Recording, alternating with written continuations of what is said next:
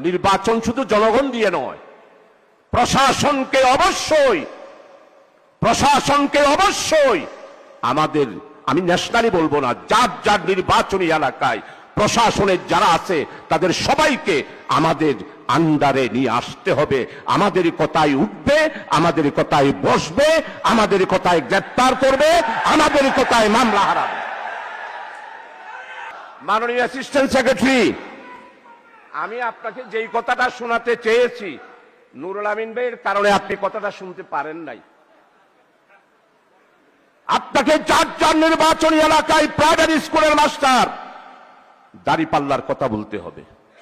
উচ্চ মাধ্যমিক বিদ্যালয়ের সমস্ত শিক্ষক নুরুল আমিন ভাইয়ের ফটিকছড়িতে দাঁড়িপাল্লার কথা বলতে হবে। পুলিশ আপনার পিছনে পিছনে হাঁটতে হবে। ওসি সাহেব আপনার কি প্রোগ্রাম সকালবেলায় জেনে নেবে আর আপনাকে প্রটোকল দেবে।